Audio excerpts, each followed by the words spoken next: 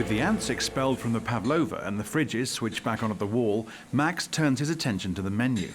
Right, the first thing to say about this menu is that it's just far too long. All right? You need food with balls. So, fresh local fish. Do fish have balls? Shut up! Have you got balls? Have you got hair on your balls? Sorry, but yes, I do have hairy balls. Shut up, you hairy ball prick! Right, so I've got some local salmon. I'm just chopping up some dill. Quick squeeze of lemon. Let it marinate for a bit. Sear it in a hot pan. Dollop of creme fraiche. Bingo, done, easy. Right, now you try. What did you say after dill?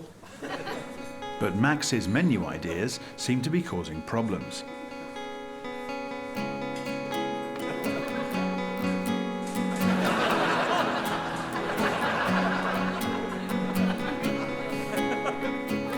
Are you pulling my balls? This is how I showed you to do it. What the hell is that? Well, I just... What? I just feel that... What, mate? What? You're much better at this than me. What? You're much better at cooking. That's obvious. That's why you've got a TV show and I've got a failing restaurant. Well... And it doesn't help me for you to show people that. I can't cook that. And there's loads of things in there that you didn't even mention, like a thing with a potato that might as well be magic as far as I'm concerned. It's just local ingredients simply cooked. By you! King Lear is just English words put in order. The only way any of this will help my restaurant is if you stay forever. Will you stay forever? If you can't cook a simple piece of salmon, you shouldn't have a restaurant in the first place, mate. Well, soon I won't, thanks to the fantastic advert this programme's giving me. They'll be queuing round the block when they hear all about the ants and that I can't cook. Oh, don't be silly. You've got 50 covers out there. Because you're in the kitchen. All you've done is boast and demonstrate the fact that any fool knew already that you're better at cookery than me. OK, but will you keep it up?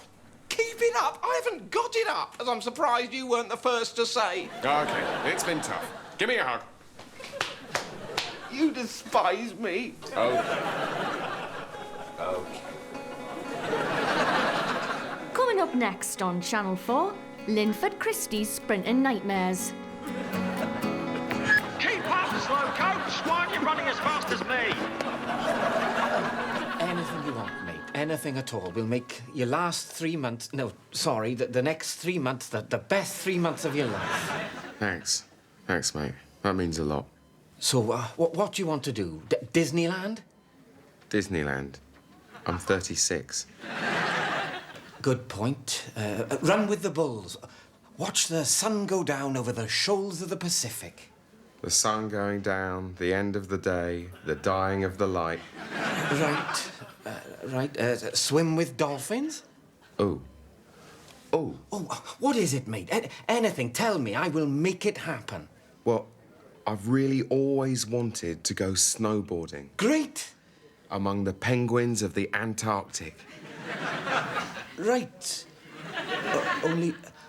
Right, I know that sounds like swimming with dolphins, but I can sort of imagine that being a bit harder to organise. Oh. Well, if it's too much bother. No, I don't think it'll be a Thomas Cook job, that's all.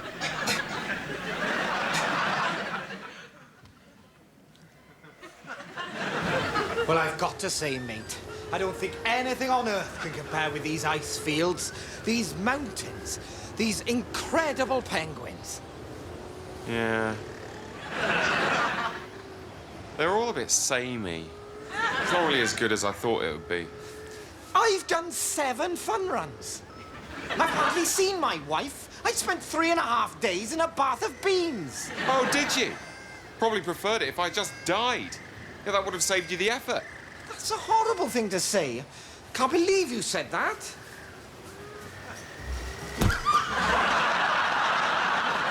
We hope you enjoyed that pre-event advertisement. Maybe one day we'll discover what it was for. You're watching the British Emergency Broadcasting System. And once again, it's time for the Quiz Broadcast. Welcome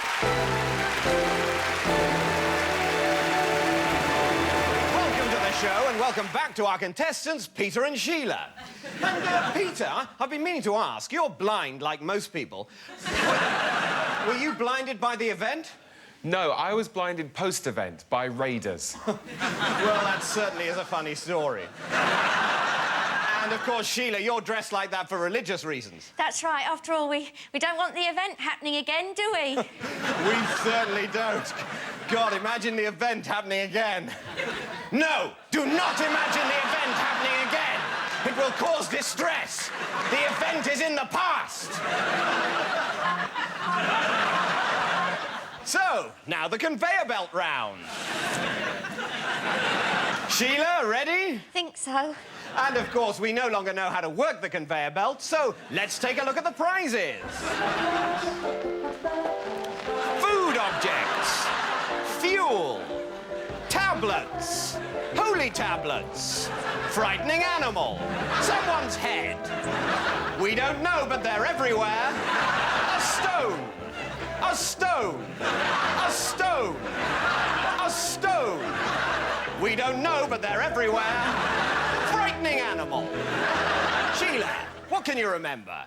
Oh, I can remember sunshine, colours, smiling faces, and then darkness, fear. No, not the event.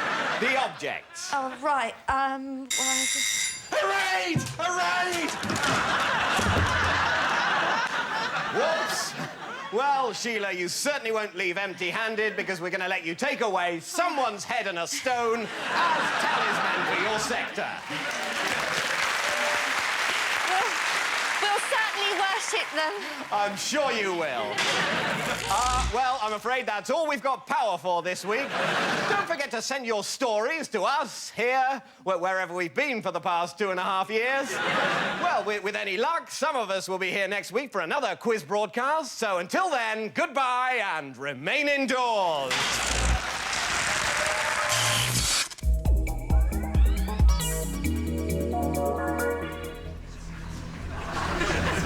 What have we got? RTA, broken arm, suspected internal injuries, severe contusions to the head. Gonna need to move fast. Put me a solution of Arnica montana. Stat. Strength? 1 part in a million. Are you sure? It looks serious. You're right. We need to strengthen the dose. 1 part in 10 million. On it, Doctor. Well, you've got a tricky one. Nothing we can't handle. Get me some wolfsbane, also known as monk's hood, in here. And a whole tray of flower remedies. Whoa, the chakras are fading. You're gonna need some crystals. Yes. Fetch me some purple tinted quartz. Damn it, you're right. Make that aquamarine quartz. Good call. Okay, he's stabilizing. Now, does anybody know what sort of car hit him? The Blue Ford Mondeo, apparently. Right, get me a bit of Blue Ford Mondeo, put it in water, shake it, dilute it, shake it again, dilute it again, do some more shaking, dilute it some more, and then put 3 drops on his tongue. If that doesn't cure him, I don't know what will. I think you should have a look at this, Simon. What is it? Don't think this poor chap's got long to live. Why not? His lifeline, very short. And his horoscope's not too clever either. Sagittarius. Brace yourself for a surprise. Things are about to change for you. Certainly are, unless... Wait. What? We could try drawing a bit more lifeline on with biro. It'll never work. You got a better idea? Let's see what happens.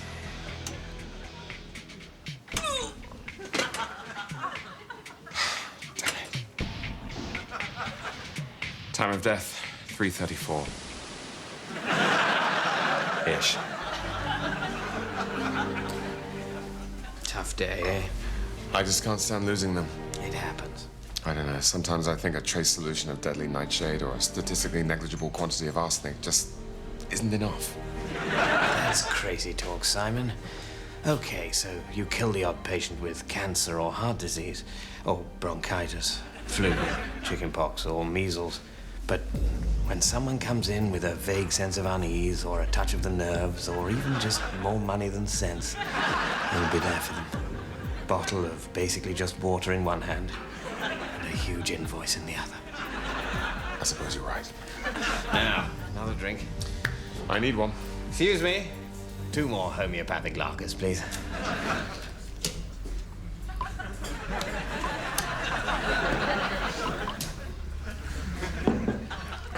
Whoa, that's strong stuff.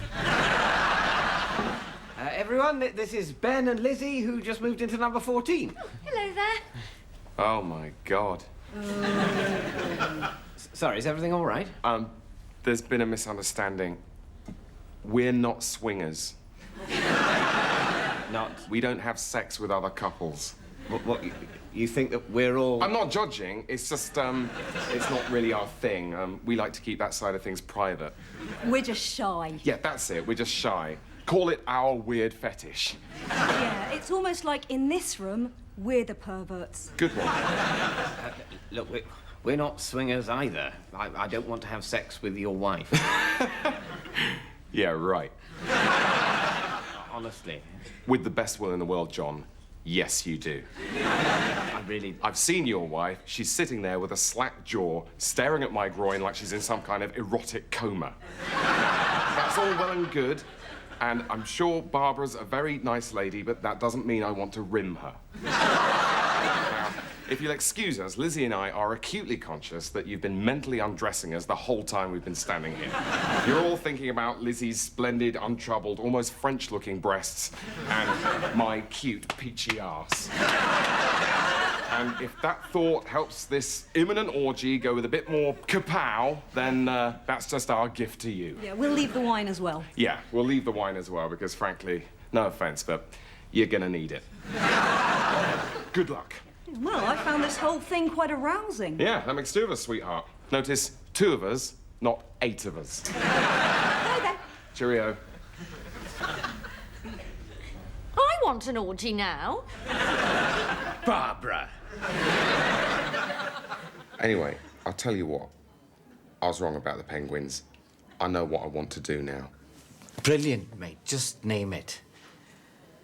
I don't want to put you to too much trouble. Come on, anything, mate. I will make it happen.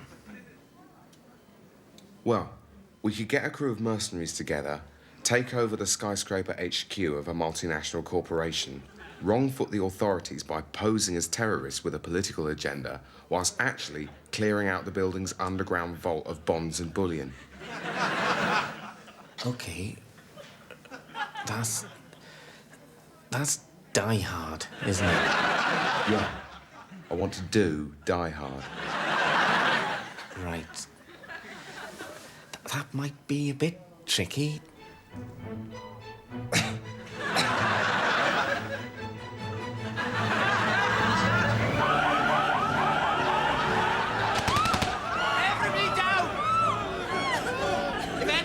I will have no hesitation in shooting you up with this gun. Are we all clear on that? Yes. Sergei, you through to the vault yet? Yes, only one security code to go and we're home free, Martin. This is brilliant. What a rush.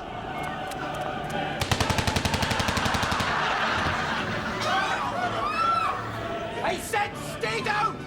Now let that be a lesson to all of you. You've got to keep an eye on them, Martin. What is it? What's the matter? This isn't... It's not as good as I thought it would be. What? But it's what you wanted. Yeah... Do you know how hard this was to set up? False passports, learning to be a computer hacker so I could break into the mainframe, and ex-Russian military don't come cheap. I've done 5 marathons dressed as a horse. Oh, I'm sorry. Has my dying inconvenienced you? No, now, come on, that's not fair. I didn't say that, but it has taken up a lot of my time, and Cheryl's been really understanding, but even so... I mean, I'm the one who's going to be dead in 2 months. It's important I say what I feel. Of course. Of course. Why don't we do the yippee-ki-yay thing again? Yippee-ki-yay, mother... She all right?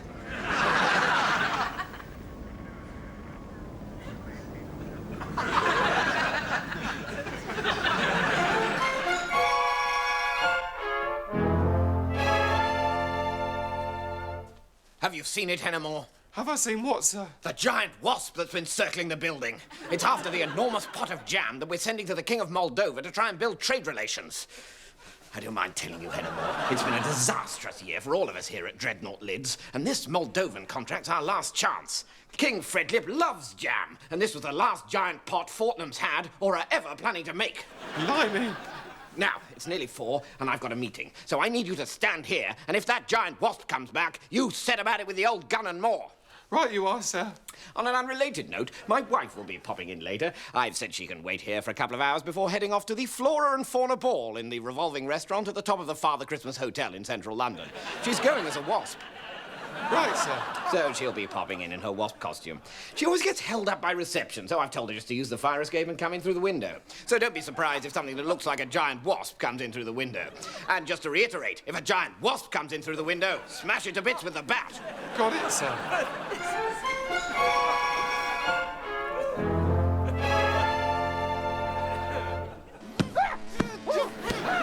Go away, Dusty Wasp!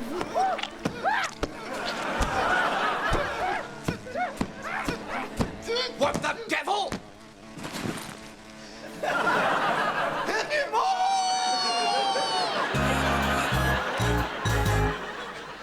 Sorry, David, can you read these texts for me? I haven't got my glasses. Oh, yeah, right.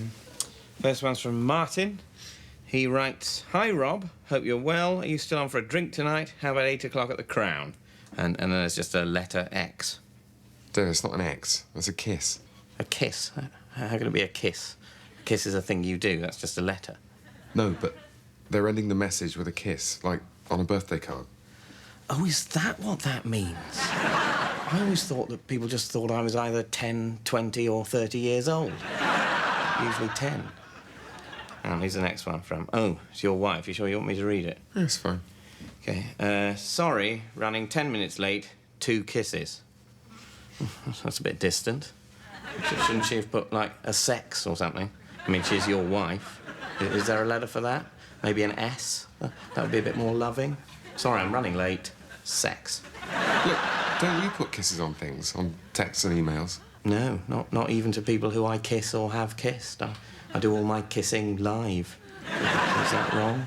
No, it's not wrong. It's just not very affectionate. Oh, God, I'm not very affectionate. Is that what everyone thinks? That I hate kissing just because I don't put a random letter at the end of my emails? No, it's fine. I mean, you've got that whole cold, repressed, emotionless thing going on. People like it. You're the guy people like to feel uncomfortable around. Oh, God, really? Really. Do you want a kiss? No. You wanted to see me? Ah, Quintilius, my most trusted soothsayer. These are dark days for Pompeii. Smoke in the sky, the earth twitching like a bucking animal. You're telling me it's a proper shambles? Guide me, O wise man. What does the future hold for our fair city? Well, as far as portents go, it's not good. You know that big mountain that's suddenly on fire? Yes. That's definitely a bad sign. Double check with the goat's entrails, and they all say within a week, that's us done for. Consumed by brimstone, reduced to ash, all curled up in flaky balls with tourists poking about, tutting and shaking their heads.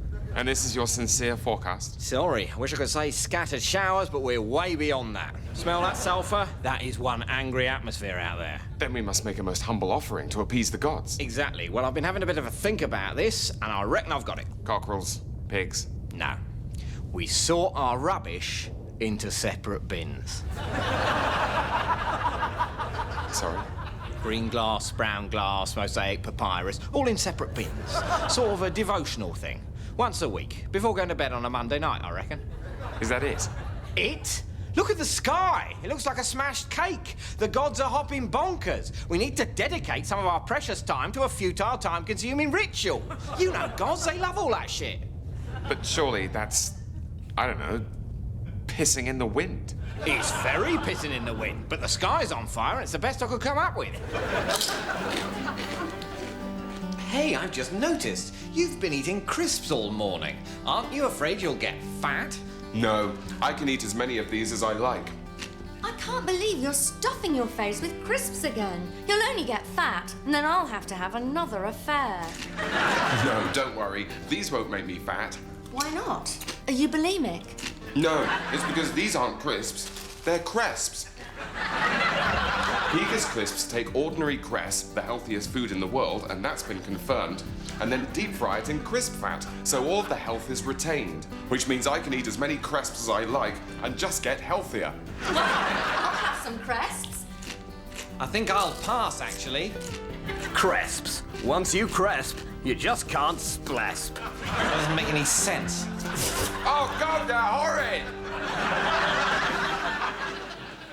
Ah, breakfast in bed again. You are a treasure, my dear butler. You do so spoil me. Thank you. And what do we have here? A rose butler? Ah, you remembered. Remembered, sir. Our anniversary. 40 years today. I hadn't forgotten. Hop in. Very good, sir. Who would have thought, all those years ago, that chance encounter would have led to such happiness? How did we meet, butler? Can you remember? Well, you advertised for a butler, and I... Ah, of course. It was the day I was to have interviewed prospective butlers. To think that such mundane domestic matters were distracting me when our eyes first met. And I never did hire a butler after all. What? Well, I've never needed one. What with all the loving kindnesses you perform for me daily. You really are too good to me, butler. I hope you know I appreciate it. What do you mean, sir? Ah, sir.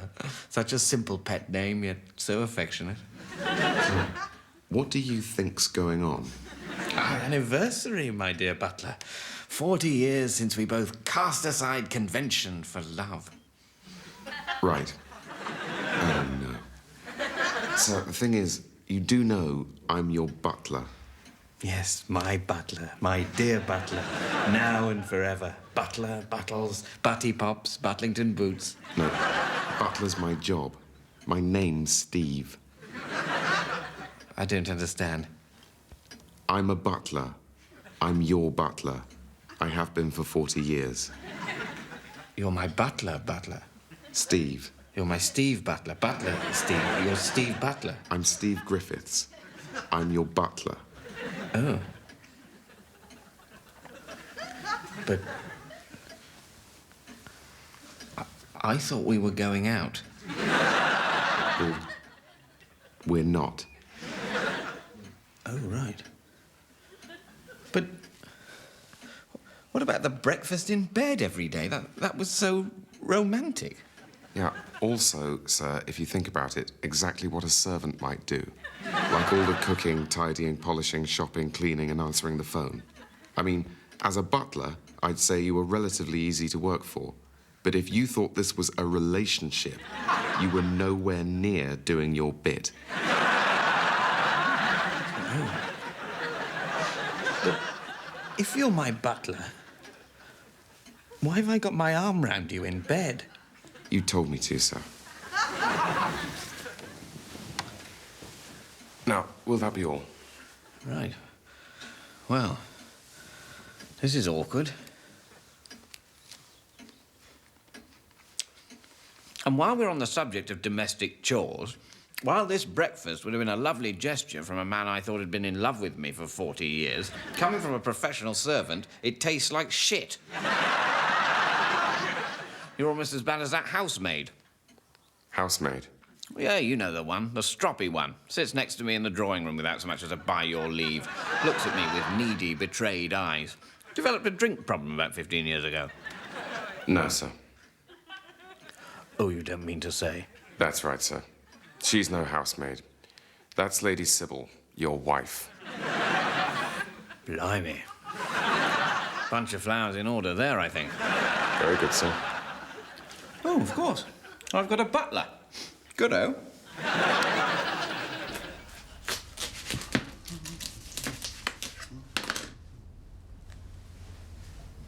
Helen, get in here. Oh, my... Finally, after all these years of doubt, proof.